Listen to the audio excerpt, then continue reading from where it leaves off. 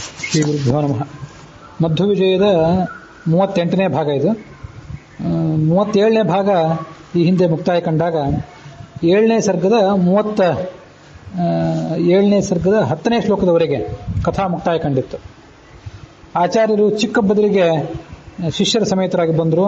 ಅಲ್ಲಿಂದ ಶಿಷ್ಯರನ್ನೆಲ್ಲ ಅಲ್ಲೇ ಬಿಟ್ಟು ದೊಡ್ಡ ಬದಲಿಗೆ ಏಕಾಂಗಿಗಳಾಗಿ ತೆರಳಿದರು ಅನ್ನೋರಿಗೆ ಕಥಾ ಮುಕ್ತಾಯ ಕಂಡಿತ್ತು. ದೊಡ್ಡ ಬದಲಿಗೆ ಬಂದರು, ಋಷಿಗಳೆಲ್ಲ ಅವರನ್ನು ನೋಡಿದರು. ಆಚಾರ್ಯರು ಅಲ್ಲಿ ಸಮೀಪ ಇರುವಂಥ ಒಂದು ವೃಕ್ಷವನ್ನು ನೋಡಿದರು. ಆ ವೃಕ್ಷವನ್ನು ನೋಡಿದಾಗ ಅವರಿಗೇನನಿಸಿತು? ಅದು ಅವರಿಗೆ ಶೇಷನಂತೆ ಕಂಡಿತು, ಗರುಡನಂತೆ ಕಂಡಿತು. ಮತ್ತು ಸ್ವಯಂ ವೇದವೇ ಆ ವೃಕ್ಷದ ರೂಪದಲ್ಲಿ ಏನಾದರೂ ಬಂದಿದೆಯೋ ಅನ್ನುವಂತೆ ಅವ್ರಿಗೆ ಕಾಣಿಸ್ತು. ಮೊದಲನೇ ಶ್ಲೋಕದಿಂದ ಆ ವೃಕ್ಷಕ್ಕೆ ಮತ್ತು ಶೇಷನಿಗೆ ಇಬ್ಬರಿಗೂ ಹೊಂದಾಣಿಕೆ ಆಗುವಂಥ ಕೆಲವು ವಿಶೇಷಣಗಳು. ಮಸೃಣತ್ವಚ ಮುನ್ನತಂ ತತಂ ಬಹುಶಾಖ ಫಣಸೂನ ರತ್ನಕಂ. ಶೇಷ ಹಾವಿನ ಚರ್ಮವೂ ಕೂಡ ಅದು ನುಣುಪಾಗಿರ್ತದೆ, ಅದು ಮಸೃಣ ಅಂದರೆ ನುಣುಪು. ಆಮೇಲೆ ಗಿಡದ ತೊಗಟೆಯೂ ಕೂಡ ನುಣುಪಾದದ್ದು, ಒಂದೊಂದು ವಿಚಿತ್ರವಾದಂಥ ಗಿಡ, ಉನ್ನತವಾದದ್ದು. ಶೇಷನೂ ಉನ್ನತ, ಗಿಡವೂ ಉನ್ನತವಾದದ್ದು. ಬಹುಶಾಖ ಫಣಸೂನ ರತ್ನಕಂ. ಶೇಷನ ಅನೇಕ ಹೆಡೆಗಳ ಮೇಲೆ ರತ್ನಗಳಿರ್ತವೆ. ಇದಕ್ಕೆ, ಈ ಗಿಡಕ್ಕೆ ಬಹುಶಾಖಗಳು, ಅನೇಕ ಶಾಖೆಗಳಲ್ಲಿವೆ, ಅನೇಕ ಕೊಂಬೆಗಳಿವೆ. ಆ ಕೊಂಬೆಗಳ ತುದಿಯಲ್ಲಿ ಅನೇಕ ಹೂಗಳಿವೆ. ಫಣಸೂನ ರತ್ನಕಂ, ಸೂನ ಅಂದರೆ ಹೂ. ಹೀಗೆ ಆ ವೇದವ್ಯಾಸರ ಸೇವೆ ಮಾಡಲಿಕ್ಕಾಗಿ ಅನಂತ ಶೇಷ ಅಲ್ಲಿ ಬಂದು ನಿಂತ್ಕೊಂಡಿದ್ದಾನೇನೋ ಅನ್ನುವಂತೆ ಆ ವೃಕ್ಷವನ್ನು ನೋಡಿದರೆ ಕಾಣಿಸ್ತಿತ್ತು ಅವರಿಗೆ. ಅತಿಚಿತ್ರ ವಿಚಿತ್ರ ಪತ್ರಿಣಂ ಬಹುವರ್ಣಂ ಹರಿಗೋ ನಿವಾರಕಂ ಮುನಿನಂದನ ಮಿಂದಿರಾಪತೇ ಅಧಿಕೇಷ್ಟಂ ಪತತಾಮಿವಾಧಿಪಂ. ಗರುಡನಂತೆ ಕಾಣಿಸ್ತು. ಯಾಕೆ ಗರುಡನಂತೆ ಕಾಣಿಸ್ತು ಅಂತಂದ್ರೆ, ಗರುಡನಿಗೂ ವೃಕ್ಷಕ್ಕೂ ಹೊಂದಾಣಿಕೆ ಆಗುವಂಥ ವಿಶೇಷಣಗಳು. ಅತಿ ಚಿತ್ರ ವಿಚಿತ್ರ ಪತ್ರಿಣಂ.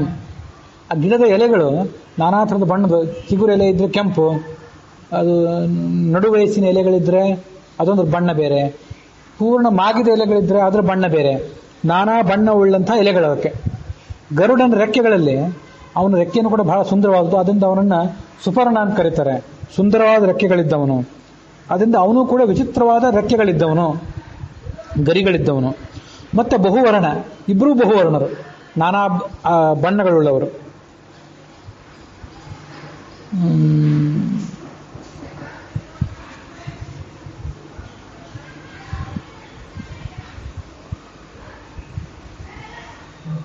ಮತ್ತೆ ಬಹುವರ್ಣಂ ಹರಿಗೋ ನಿವಾರಕಂ. ಇಬ್ರು ಕೂಡ ಹರಿಗೋ ನಿವಾರಕರ. ಒಂದು ಕಡೆ ಈ ವೃಕ್ಷಕ್ಕೆ ಸಂಬಂಧಪಟ್ಟಂತೆ ಹರಿ ಅಂದರೆ ಸೂರ್ಯ, ಸೂರ್ಯನ ಕಿರಣಗಳನ್ನು ತಡೆದು ನೆರಳು ಕೊಡುವಂಥದ್ದು. ಹರಿ ಅಂದರೆ ಸೂರ್ಯ, ಗೋ ಅಂದರೆ ಕಿರಣ. ಗರುಡನಿಗೆ ಸಂಬಂಧಪಟ್ಟಂತೆ ಹರಿ ಅಂದರೆ ಇಂದ್ರ, ಇಂದ್ರನ ಗೋ ಅಂದರೆ ವಜ್ರಾಯುಧ. ಇಂದ್ರನ ವಜ್ರಾಯುಧ ಗರುಡನಿಗೆ ಬಡಿದ್ರೂ ಕೂಡ ಅವನಿಗೇನೂ ಆಗಲಿಲ್ಲ. ಒಂದು ಗರಿಯನ್ನು ಮಾತ್ರ ಸುಮ್ಮನೆ ಕೆಳಗೆ ಬೀಳಿಸಿದ ಅವನು. ಆ ಇಂದ್ರನ ವಜ್ರಾಯುಧಕ್ಕೆ ಅವಮಾನ ಆಗಬಾರ್ದು ಅನ್ನೋ ದೃಷ್ಟಿಯಿಂದ. ಸ್ವರ್ಗಲೋಕದಿಂದ ಅಮೃತವನ್ನು ಅಪಹರಣ ಮಾಡ್ಕೊಂಡು ಹೊರಟಿದ್ನಲ್ಲ ಗರುಡ, ಆವಾಗ ಇಂದ್ರ ಗರುಡನ ಮೇಲೆ ವಜ್ರಾಯುಧ ಪ್ರಯೋಗ ಮಾಡಿದ್ದ, ಆದರೆ ಅವನಿಗೇನೂ ಆಗಲಿಲ್ಲ. ಆ ಕಥೆ ಹರಿಗೋ ನಿವಾರಕಂ ಅನ್ನೋ ಪದದಿಂದ ಸೂಚಿತ ಆಗಿದೆ. ಇಬ್ಬರೂ ಕೂಡ ಮುನಿನಂದನರು. ಗರುಡ ಮುನಿಯಾದ ಕಶ್ಯಪನ ನಂದನ ಅಂದ್ರೆ ಮಗ. ಈ ವೃಕ್ಷ ಮುನಿಗಳಿಗೆ ಅಂದರೆ ಅಲ್ಲಿರುವಂಥ ಮುನಿಗಳಿಗೆ ನಂದನ, ಸಂತೋಷ ಕೊಡುವಂಥದ್ದು.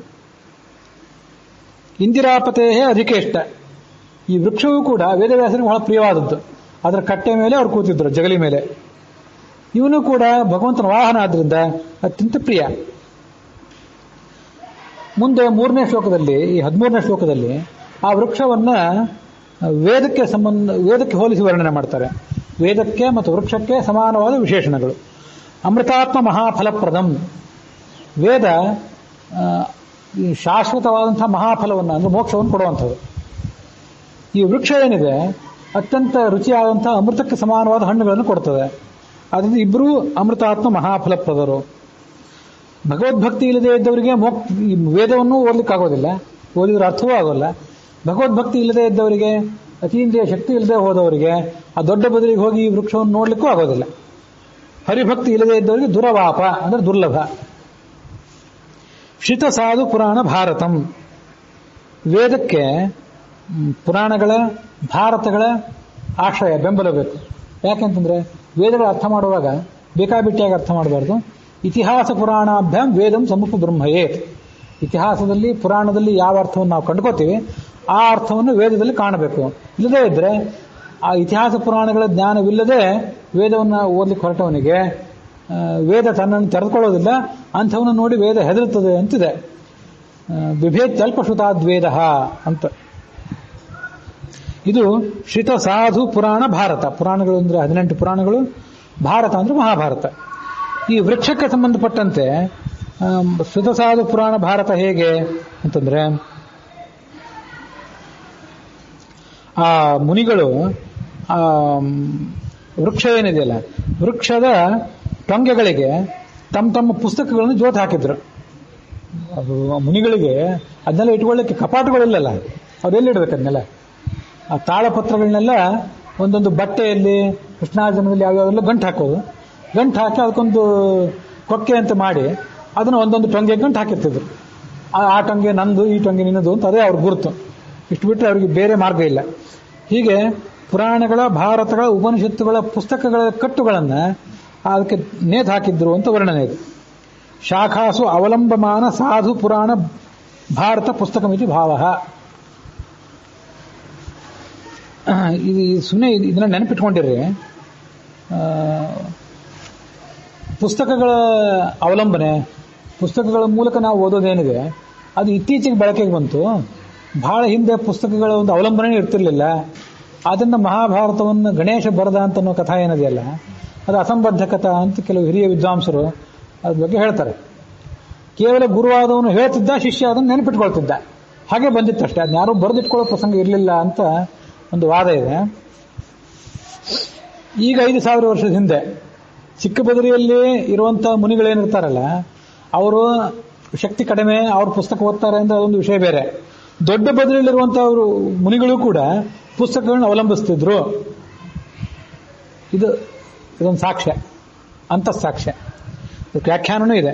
ಶಾಖಾಸು ಅವಲಂಬಮಾನ ಸಾಧು ಪುರಾಣ ಭಾರತ ಪುಸ್ತಕಂ. ಅಲ್ಲಿ ಜೋತು ಬೀಳ್ತಾ ಇತ್ತು. ಒಂದು ಮಾಹಿತಿ ನೆನಪಿರಬೇಕು. ಮತ್ತೆ ಹಯಗ್ರೀವನ ವರ್ಣನ ಇದೆ. ಹಯಗ್ರೀವನ ವರ್ಣನದಲ್ಲಿ ಶಂಖಾಕ್ಷ ಪುಸ್ತಕ ಸುಬೋಧ ಯುತಾಬ್ಜಬಾಹಂ. ಹಯಗ್ರೀವನ ಮೇಲ್ ಹಸ್ತಗಳಲ್ಲಿ ಜಪಮಾಲ ಇದೆ, ಶಂಖ ಇದೆ. ಕೆಳ ಹಸ್ತಗಳಲ್ಲಿ ಅಭಯ ಜ್ಞಾನ ಮುದ್ರಾ ಇದೆ. ಮತ್ತೆ ಕೆಳ ಹಸ್ತಗಳಲ್ಲಿ ಎಡಕೈಯಲ್ಲಿ ಅವನಿಗೆ ಪುಸ್ತಕ ಇದೆ.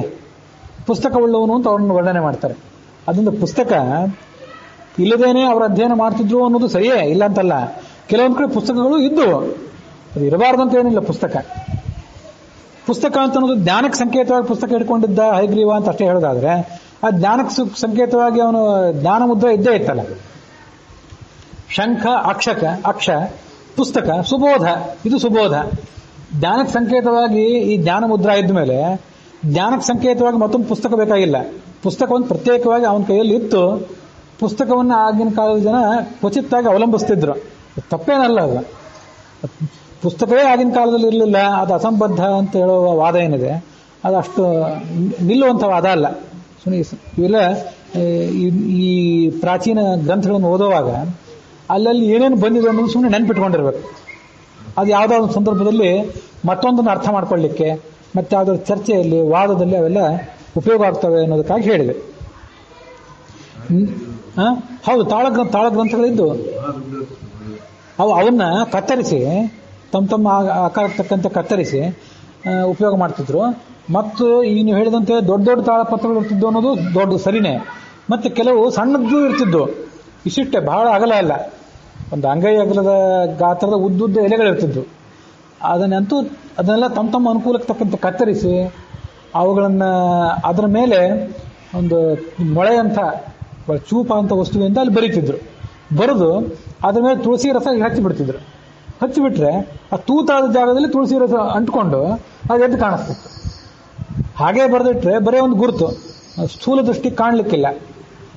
ಮೇಲೆ ತುಳಸಿ ರಸ ಹಚ್ಚಿದ್ರೆ ಇಂಕಿನಿಂದ ಬರೆದಂತೆ ಕಾಣಿಸ್ತಿತ್ತು. ಇವತ್ತಿನ ಪುಸ್ತಕಗಳು 60-70 ವರ್ಷ ಅದು ಬಹಳ ಅಂದ್ರೆ 100 ವರ್ಷ ಒಂದು ಪುಸ್ತಕ. ಇವತ್ತು ನಾವು ಪ್ರಿಂಟೆಡ್ ಪುಸ್ತಕ ಉಳಿಲಿಕ್ಕೆ, ಅದಕ್ಕಿಂತ ಹಳೆಯ ಪುಸ್ತಕಗಳನ್ನು ಉಳಿಸ್ಕೊಳ್ಳೋದು ಕಷ್ಟ. ಅದಕ್ಕೆಲ್ಲ ಮತ್ತೆ ಕೆಮಿಕಲ್ ಒಂದು ಪ್ರೊಟೆಕ್ಷನ್ ಕೊಟ್ಟು ಅದನ್ನು ಉಳಿಸ್ಕೋಬೇಕಾಗ್ತದೆ. ಆದರೆ ಈ ತಾಳ ಗ್ರಂಥಗಳು 400-500 ವರ್ಷಗಳದ್ದು. ಆಚಾರ್ಯರ ಕಾಲದ ಶ್ರೀಕೇಶ ತೀರ್ಥರು ಮಾಡಿಟ್ಟಂಥ ಸರ್ವಮೂಲದ ತಾಳಪತ್ರ ಇವೆಲ್ಲ ಬಹಳ ಹಳೆಯವು ಕೂಡ ಉಳ್ಲಿಕ್ಕೆ ಸಾಧ್ಯ. ಸಾಮಾನ್ಯ ನಮಗೆ ಗೊತ್ತಿರುವಂತೆ ಅದೇ ಹಳೆಯದು. ಅದಕ್ಕಿಂತ ಹಳೆಯದು ಮತ್ತೆ ಎಲ್ಲಿದೆಯೋ ಇಲ್ಲೋ ಹೇಳೋದು ಕಷ್ಟ. ಪರದೇಶದ ಕೆಲವು ವಸ್ತು ಸಂಗ್ರಹಾಲಯಗಳಲ್ಲಿ, ಗ್ರಂಥಾಲಯಗಳಲ್ಲಿ ಇಲ್ಲಿಂದ ತೊಗೊಂಡು ಹೋಗಿದ್ದು ಕೆಲವು ಎಲ್ಲ ಇವೆ. ಅವತ್ರ ಆಯುಷ್ಯ ಎಷ್ಟು ಅಂತ ನಾವು ಕೂಡ ತೀರ್ಮಾನ ಮಾಡೋದು ಕಷ್ಟ. ಅಂತೂ ಈಗಿನ ಮುದ್ರಿತ ಪುಸ್ತಕಗಳಿಗಿಂತ ಹಾಳೆಗಿಂತ ಅವು ಹೆಚ್ಚು ಕಾಲ ಉಳಿತಿದ್ದವು ಅಂತನ್ನೋದಂತೂ ನಿಶ್ಚಿತ. ಹೀಗೆ ಆ ವೃಕ್ಷ ಅದೊಂದು ವೇದದಂತೆ ಇತ್ತು. ಉರು ಶಾಖೆ, ವೇದವೂ ಶಾಖೆಗಳುಳ್ಳದ್ದು, ಈ ವೃಕ್ಷವೂ ಶಾಖೆಗಳುಳ್ಳದ್ದು, ಸಮಾನವಾದ ಅರ್ಥ ಎರಡಕ್ಕೂ ಕೂಡ. ಅಥ ತಸ್ಯ ಸವೇದಿಕಾಂತರೆ ಸುವಿಶಾಲೆ ವಿಮಲೆ ಮನೋಹರೆ ಅವಲೋಕಿತವಾನನಂತಧೀರ್ ದಿವಿದೇವ ನಿವತಾಪಸೋತ್ತಮಾನ್.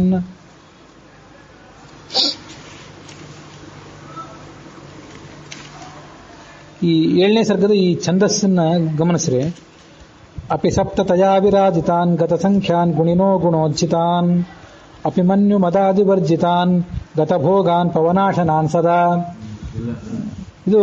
ಇದೆಲ್ಲ ಮನಸ್ಸಿಗೆ ಖೇದ ಆದಾಗ ಯಾವುದೊಂದು ವಿಶೇಷ ಉದ್ದೇಶಕ್ಕಾಗಿ 16ನೇ ಸರ್ಗ ಮತ್ತು ಈ 7ನೇ ಸರ್ಗ ಇದನ್ನು ಪಾರಾಯಣ ಮಾಡ್ರಿ ಅಂತ ಕೆಲವರು ಹಿರಿಯ ವಿದ್ವಾಂಸರು ಹೇಳ್ತಿದ್ದನ್ನು ಕೇಳಿದ್ದೇನೆ. ಆದರೆ ಛಂದಸ್ಸು ಮನಸ್ಸಿಗೆ ಆಪ್ಯಾಯಮಾನವಾದಂಥ ಛಂದಸ್ಸಿದು. ಅದೇ ಗಿಡದ ಒಂದು ವಿಶಾಲವಾದಂಥ ವೇದಿಕಾಂತರೆ, ದೊಡ್ಡದೊಂದು ಕಟ್ಟೆ ಜಗುಲಿ, ಅದರ ಮಧ್ಯದಲ್ಲಿ ಈ ದೇವತೆಗಳು ಕೂತ್ಕೊಂಡಿದ್ರು, ಎಲ್ಲ ಈ ಋಷಿಗಳು ಕೂತ್ಕೊಂಡಿದ್ರು. ಅವರೆಲ್ಲ ಹೇಗೆಂದ್ರೆ ಸ್ವರ್ಗಲೋಕದಲ್ಲಿ ದೇವತೆಗಳು ಕೂತ್ಕೊಂಡಂತೆ ಕಾಣಿಸ್ತು. ಕೂತ್ಕೊಂಡು ಅವರೆಲ್ಲ ಏನೋ ತಮ್ಮ ಕೆಲಸ ಮಾಡ್ತಾ ಇದ್ರು. ಅಪಿ ಸಪ್ತತಯಾ ವಿರಾಜಿತಾನ್ ಗತ ಸಂಖ್ಯಾನ್ ಗುಣಿನೋ ಗುಣೋಜ್ಜಿತಾನ್ ಅಪಿಮನ್ಯು ಮದಾದಿವರ್ಜಿತಾನ್ ಗತಭೋಗಾನ್ ಪವನಾಶನಾನ್ ಸದಾ. ಇವು ವಾಕ್ಯ, ಇಲ್ಲಿ ಅರ್ಥವನ್ನು ನೋಡೋದಕ್ಕಿಂತ ಮೊದಲು ವಾಕ್ಯಗಳನ್ನು ನೋಡಬೇಕು. ಅದು ಸ್ವಲ್ಪ ವಿರೋಧಾಭಾಸವನ್ನು ಕೊಡುವಂಥ ಒಂದು ವಾಕ್ಯಾಲಂಕಾರ, ಅದು ವಿರುದ್ಧಾಲಂಕಾರ ಅಂತ ಕರೀತಾರೆ ಅದನ್ನು. ಈ ನೋಡ್ರಿ, ಗತ ಸಂಖ್ಯಾನ್, ಋಷಿಗಳಿಗೆ ಸಂಖ್ಯೆ ಇರಲಿಲ್ಲ, ಆದರೆ ಸಪ್ತ ಸಂಖ್ಯೆ ಅವರಲ್ಲಿತ್ತು. ಸಪ್ತತಯಾ ವಿರಾಜಿತಾನ್, ಸಪ್ತತ್ವ ಅಂದರೆ 7 ಸಂಖ್ಯೆ, 7 ಸಂಖ್ಯೆ ಇತ್ತು. ಆದರೆ ಗತ ಸಂಖ್ಯಾನ್, ಸಂಖ್ಯೆಯನ್ನು ಮೀರಿದ್ರು. ಗುಣಿನೋ, ಅವ್ರು ಗುಣಿಗಳಾಗಿದ್ರು, ಸದ್ಗುಣಿಗಳಾಗಿದ್ರು, ಆದರೆ ಗುಣೋಜ್ಜಿತರೂ ಆಗಿದ್ರು, ಗುಣರಹಿತರೂ ಆಗಿದ್ರು.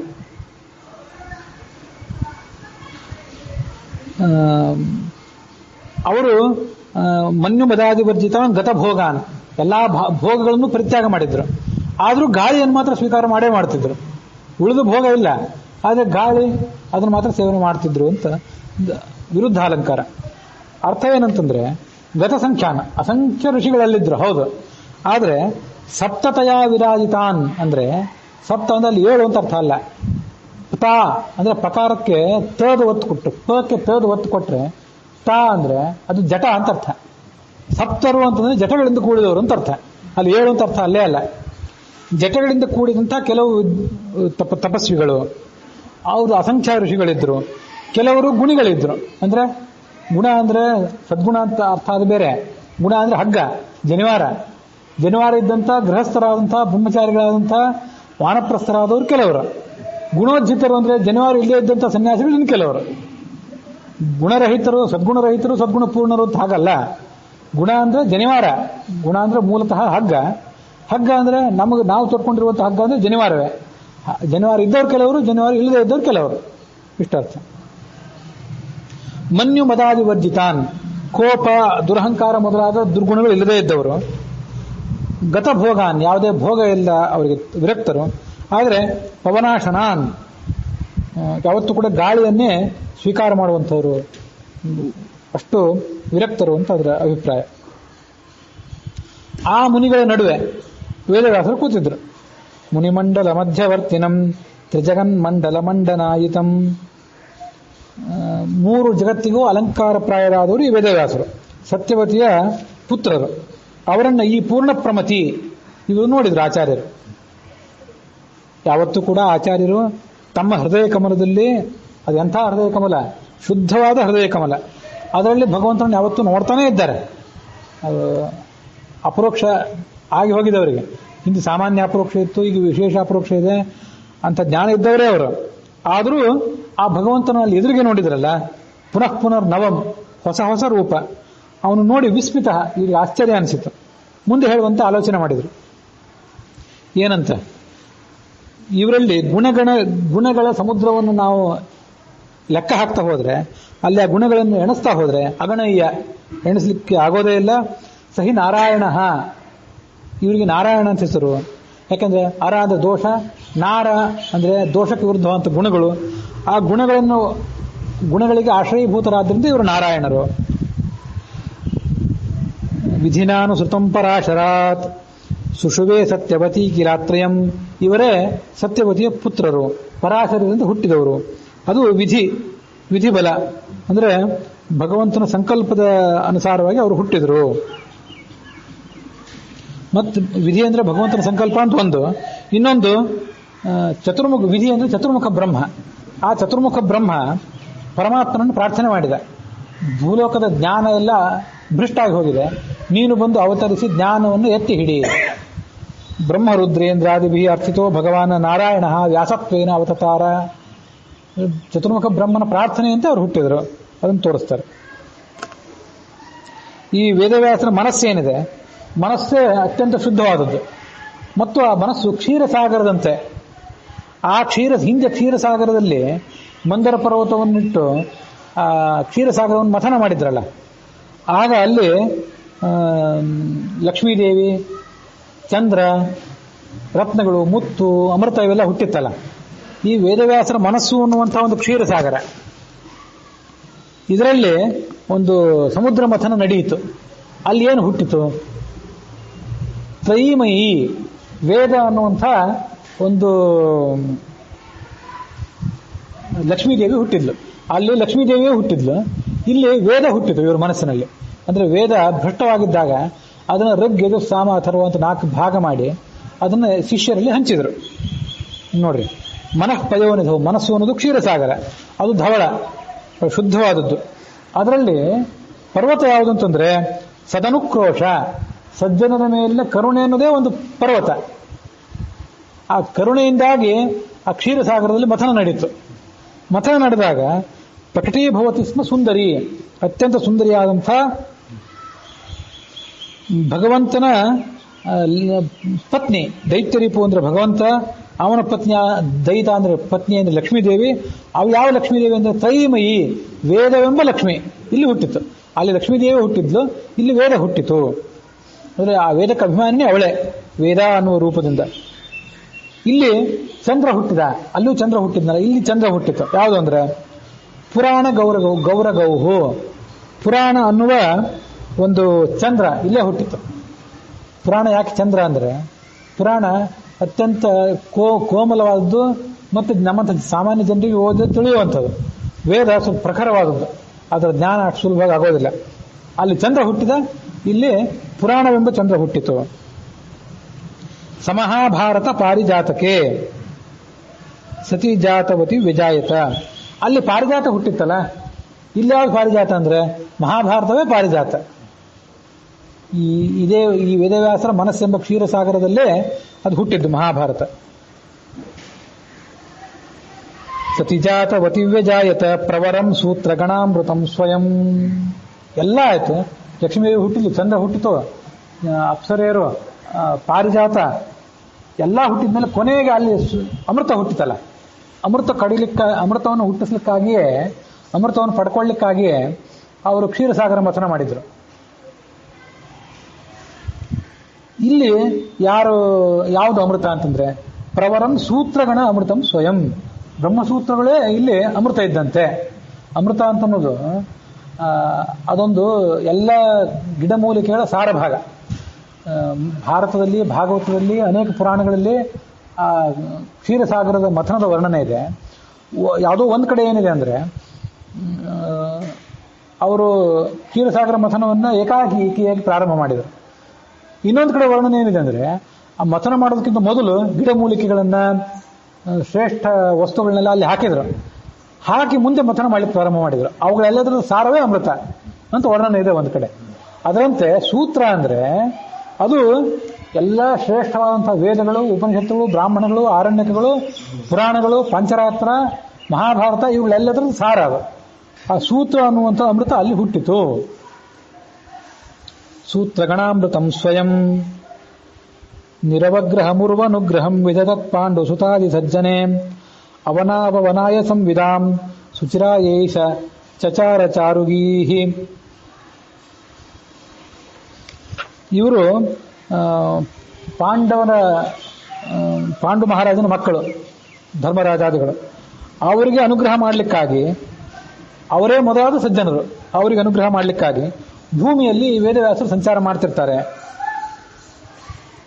ಸಂವಿಧಾಂ ಮತ್ತು ತತ್ವಜ್ಞಾನವನ್ನು ಕೂಡ ಕೊಡಬೇಕು. ಕೇವಲ ಅವರಿಗೆ ಧೃತರಾಷ್ಟ್ರನಿಂದ ಬಂದ ಆಪತ್ತನ್ನು ಪರಿಹಾರ ಮಾಡೋದಲ್ಲ, ಅವರಿಗೆ ತತ್ವಜ್ಞಾನವನ್ನು ಕೂಡ ಕೊಡಬೇಕು. ಅದು ಇವರ ಒಂದು ಮಹಾಕಾರ್ಯ, ವೇದವ್ಯಾಸರ ಕಾರ್ಯ. ಅವರು ಅದನ್ನು ಮಾಡ್ತಾ ಎಲ್ಲ ಕಡೆ ಸಂಚಾರ ಮಾಡ್ತಾ ಇರ್ತಾರೆ. ಹಿಂದೆ ಆ ದ್ವಾಪರ ಯುಗದಲ್ಲಿ ಅವರು ಈ ಭಾರತ ದೇಶದಲ್ಲೇ ಓಡಾಡ್ಕೊಂಡಿದ್ರು. ಇದೇ ಹಸ್ತಿನಾವತಿಯಲ್ಲಿ, ದ್ವಾರಕೆಯಲ್ಲಿ ಎಲ್ಲ ಕಡೆ ಅವರು ಓಡಾಡ್ಕೊಂಡಿದ್ರು. ಪಾಂಡವರಿಗೆ, ಉಳಿದ ಜನಸಾಮಾನ್ಯರಿಗೆ, ದುರ್ಯೋಧನಾದಿಗಳಿಗೂ ಕೂಡ ಅವರು ಕಣ್ಣಿಗೆ ಗೋಚರ ಆಗ್ತಿದ್ರು. ಈಗ ಕಲಿಕಾಲ ಬಂದಿದೆ. ಕಲಿಕಾಲ ಬಂದು 4200 ವರ್ಷಗಳಾಗಿವೆ. ಅಲ್ಲ, ಈಗ 5000 ವರ್ಷ ಆಗಿದೆ. ಆಚಾರ್ಯರು ಯಾತ್ರಾ ಮಾಡಿದಾಗ 4200-300 ವರ್ಷಗಳಾಗಿದ್ದವು. ಈಗ ವೇದವ್ಯಾಸರು ಮೊದಲಿನಂತೆ ಜಿಲ್ಲಿಗೆ, ಇಂದ್ರಪ್ರಸ್ಥಕ್ಕೆ, ಹಸ್ತಿನಾವತಿಗೆ ಇಲ್ಲೆಲ್ಲ ಅವ್ರು ಬರೋದಿಲ್ಲ. ಯಾಕೆ ಬರೋದಿಲ್ಲ ಅಂತಂದ್ರೆ, ಅದನ್ನ ಕಲಿಕಾಲ ವೃತ್ತಯೇ. ವೇದವ್ಯಾಸರಲ್ಲಿ ಬರ್ಲಿಕ್ಕೆ ಪ್ರಾರಂಭ ಮಾಡಿದರೆ, ವೇದವ್ಯಾಸಂತ ಪರಮಾತ್ಮನ ಅವತಾರರಾದ ವೇದವ್ಯಾಸರು, ಉಳಿದೆಲ್ಲ ಋಷಿಗಳು, ಇವರೆಲ್ಲ ಇಲ್ಲಿ ಓಡಾಡ್ಲಿಕ್ಕೆ ಪ್ರಾರಂಭ ಮಾಡಿದರೆ, ಈಗ ಇದು ಕಲಿಯುಗ ಹೇಗಾಗಿತ್ತು? ಕಲಿಯುಗ ನಡೀಬೇಕು ಅಂದ್ರೆ ಪರಮಾತ್ಮ ನೇರವಾಗಿ ಕಾಣಿಸ್ಕೋಬಾರ್ದು, ಆತ ದೂರ ಇರಬೇಕು. ಯಾಕೆಂದ್ರೆ ಸವಿತೇವ ಕ್ಷಣದಾನುವೃತ್ತಯೇ. ಸೂರ್ಯ ಬೆಳಗ್ಗೆ ಉದಯಿಸ್ತಾನೆ, ಸಾಯಂಕಾಲ ಅಸ್ತಂಗತನಾಗ್ತಾನೆ. ಯಾಕೆ ಅಸ್ತಂಗತನಾಗ್ತಾನೆ ಅಂತಂದ್ರೆ, ಅವನು ಸಾಯಂಕಾಲ ಒಂದು ವೇಳೆ ಅಸ್ತಂಗತನಾಗದಿದ್ರೆ ರಾತ್ರಿಯೇ ಆಗೋದಿಲ್ಲ, ರಾತ್ರಿಯೂ ಆಗಬೇಕು. ಇದು ಬಹಳ ಸುಂದರವಾದದ್ದು. ಇದು ರಾತ್ರಿಯೂ ಆಗಬೇಕು ಅಂದ್ರೆ ಹಗಲಿನ ಒಂದು ಮಹತ್ವ ಗೊತ್ತಾಗ್ತದೆ. ರಾತ್ರಿ ಕಾಲದಲ್ಲಿ ಮಾಡಬೇಕಾದ ಕೆಲಸಗಳನ್ನು ಮನುಷ್ಯ ರಾತ್ರಿ ಮಾಡಬೇಕು, ಹಗಲಿನ ಕಾಲದಲ್ಲಿ ಮಾಡಬೇಕಾದ ಕೆಲಸಗಳನ್ನು ಹಗಲು ಮಾಡಬೇಕು. ಕೇವಲ ರಾತ್ರಿ ಇದ್ರೂ ಉಪಯೋಗವಿಲ್ಲ, ಕೇವಲ ಹಗಲಿದ್ರೂ ಉಪಯೋಗವಿಲ್ಲ. ಆದ್ರಿಂದ ಹಗಲನ್ನು ಮಾಡುವ ಸಂದರ್ಭ ಬಂದಾಗ ಹಗಲನ್ನು ಮಾಡ್ತಾನೆ ಸೂರ್ಯ.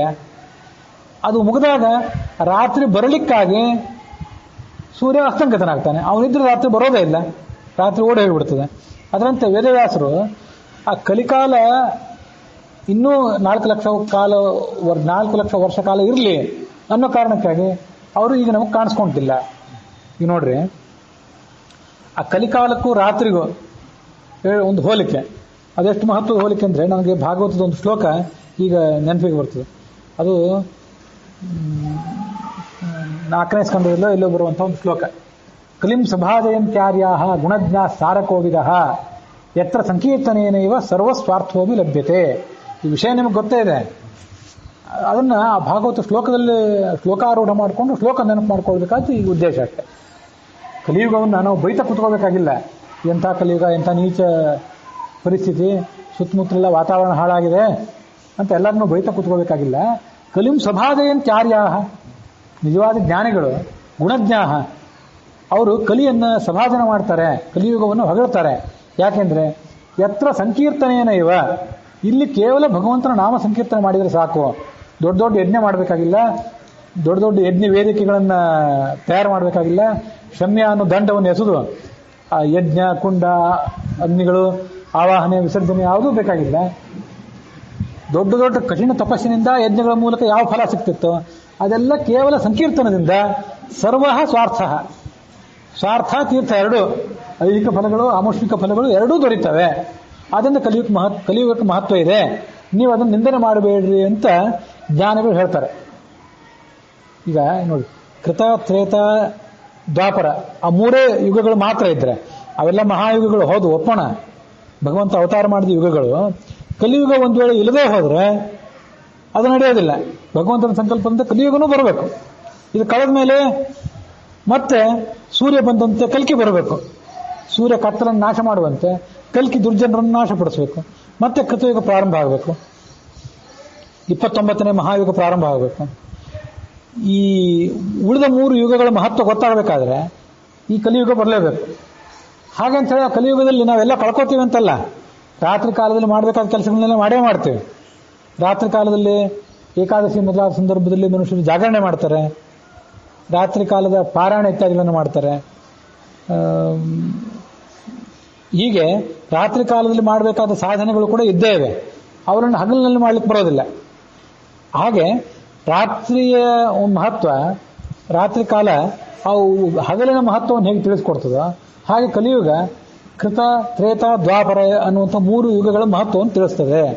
ಅದಕ್ಕಾಗಿ ಆ ಕಲಿಯುಗದ ಮಹತ್ವವನ್ನು ನಾವೆಲ್ಲರೂ ಮನಗಾಣಬೇಕು. ಕೃಷ್ಣವರ್ಣಂ ಕಲವು ಕೃಷ್ಣಂ ಸಾಂಗೋಪಾರಂಗಂ ಸಪಾರ್ಷದಂ ಯಜ್ಞೈಹಿ ಸಂಕೀರ್ತನ ಪ್ರಾಯೈಹಿ ಅಂತ ಭಾಗವತದಲ್ಲಿ, ಅದೇ ಆ 4ನೇ ಸ್ಕಂದ, ಅಲ್ಲೆಲ್ಲೋ ಒಂದು ಕಡೆ ವರ್ಣನೆ ಇದೆ. 4 ಅಲ್ಲ, 11ನೇ ಸ್ಕಂದ ಇರಬೇಕಿದು. ನಾನು ಹಿಂದೆ ಹೇಳಿದ ಶ್ಲೋಕ ಇದು ಎಲ್ಲವೂ 11ನೇ ಸ್ಕಂದವೇ. ಕೃತಯುಗದಲ್ಲಿ ಆತ ಶುಕ್ಲ ರೂಪದಿಂದ, ತ್ರೇತಾಯುಗದಲ್ಲಿ ಕೆಂಪು ರೂಪದಿಂದ, ಮತ್ತು ದ್ವಾಪರ ಯುಗದಲ್ಲಿ ಮತ್ತೊಂದು ರೂಪದಿಂದ, ನನಗೆ ಅವೆಲ್ಲ ನೆನಪಿಲ್ಲ, ಮತ್ತೊಮ್ಮೆ ಯಾವಾಗಾದ್ರೂ ಹೇಳ್ತೀನಿ. ಕೃಷ್ಣವರ್ಣಂ ಕಲವು ಕೃಷ್ಣಂ ಯಜ್ಞೈಹಿ ಸಂಕೀರ್ತನ ಪ್ರಾಯೈಹಿ. ಹಿಂದೆ ದೊಡ್ಡ ದೊಡ್ಡ ಯಜ್ಞವೇ ಮಾಡಬೇಕಾಗ್ತಿತ್ತು. ಈಗ ನೀವು ಸಂಕೀರ್ತನೆ ಮಾಡಿದರೆ, ಸಾಮೂಹಿಕ ಕೂತ್ಕೊಂಡು ಹಾಡಿದರೆ ಅದೇ ಯಜ್ಞ. ಆ ಮೂಲಕ ಭಗವಂತನ ಸ್ತೋತ್ರ ಮಾಡಬೇಕು. ಹೀಗೆ ಭಗವಂತ ವೇದವ್ಯಾಸರು ಕಲಿಕಾಲ ಮುನ್ನಡೆಯಬೇಕು ಅನ್ನೋ ಕಾರಣಕ್ಕಾಗಿ ಅಲ್ಲಿ ಹೋಗಿದ್ದಾರೆ, ದೊಡ್ಡ ಬದರಿಯಲ್ಲಿ. ಇಲ್ಲಿ ಅವರು ಇಲ್ಲ. ಈಗ ಅವರು ಇಲ್ಲದೇ ಇರೋದ್ರಿಂದ ಕಲಿಕಾಲ ನಡೆದಿದೆ. ಇಲ್ಲದೇ ಕಲಿಕಾಲಕ್ಕೆ ಅವಕಾಶವೇ ಇರ್ತಿರ್ಲಿಲ್ಲ. ಜನದೃಗ್ವಿಷಯತ್ವ ಮತ್ತೆ ಜತ್, ಅವರು ಜನರ ಕಣ್ಣಿಗೆ ಕಾಣಿಸೋದನ್ನು ಈಗ ಬಿಟ್ಟಿದ್ದಾರೆ, ದೊಡ್ಡ ಬದರಿಗೆ ಬಂದಿದ್ದಾರೆ ಅಂತ ವೇದವ್ಯಾಸರನ್ನು ನೋಡಿ ಆಚಾರ್ಯರು ಅವರನ್ನ ಈ ಮುಂದಿನಂತೆ ನಾನಾ ರೀತಿಯಾಗಿ ಅವರ ಪ್ರಭಾವವನ್ನು ಕಂಡುಕೊಂಡ್ರು. ಅಲ್ಲಿಗೆ 7ನೇ ಸರ್ಗದ 22ನೇ ಪದ್ಯ ಅದು ಸಮಾಪ್ತಿಯನ್ನು ಕಂಡಿದೆ.